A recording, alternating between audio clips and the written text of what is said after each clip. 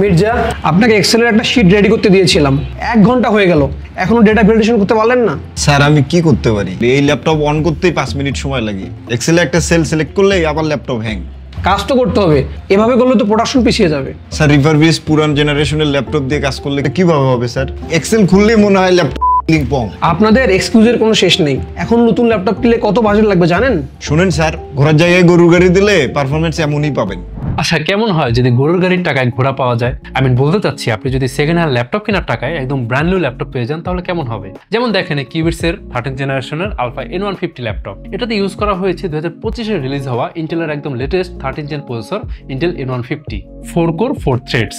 এছাড়া DDR4 3200 megahertz RAM, NVMe Gen 3 SSD, সব মিলিয়ে সময়ের সাথে বেস্ট আপডেট এই ল্যাপটপ। প্রাইস একদম বাজেটের মধ্যে, মাত্র 32 থেকে 35,000 টাকার বাজেট থাকলেই আপনি এটা পারচেজ করতে পারছেন। যে বাজেটে দেশের মার্কেটে এখন কোনো ব্র্যান্ড নিউ ল্যাপটপ নেই বললেই চলে।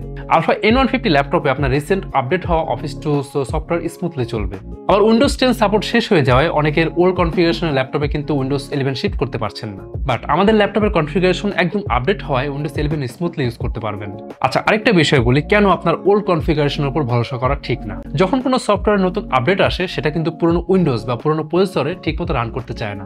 যেমন Adobe, Figma, VS code update আসলে আমাদের প্রসেসর যদি হয় 8 জেন বা 9 জেন আর উইন্ডোজ 10, তাহলে কিন্তু আমরা প্রচুর ল্যাগি পারফরমেন্স ফেস করব।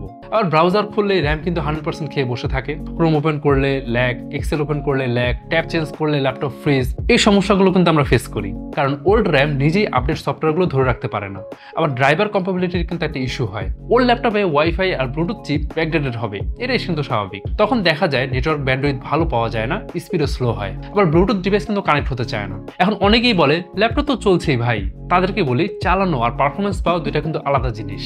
আজকের সফটওয়্যার আজকের হার্ডওয়্যারই চায়। যাই হোক, আপনার অফিসের জন্য আলফা N150 নিন, বাজেটের মধ্যে বেস্ট সলিউশন এটা। বাজেট প্রাইস বলে কিন্তু কোয়ালিটিতে কোথাও আমরা কম্প্রোমাইজ করিনি।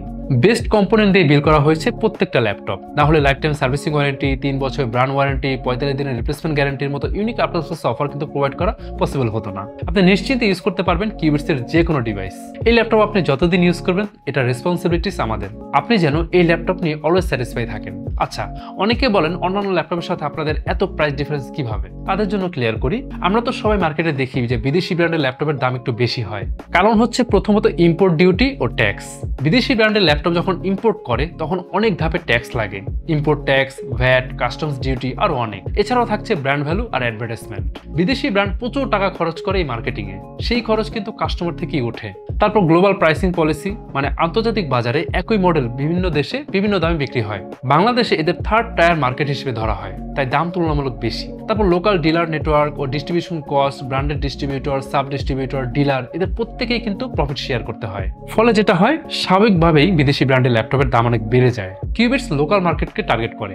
ম্যাক্সিমাম ক্ষেত্রে কিউবিটস সরাসরি কাস্টমারের কাছে সেল করে। ডিস্ট্রিবিউশন লেয়ার কম, ফলে দামও কিন্তু কম। আর কিউবিটস আরেকটা ফর্মুলা ইউজ করে, বেশি ইউনিট সেল করে এভারেজ প্রফিট মার্জিন ব্যালেন্স করে।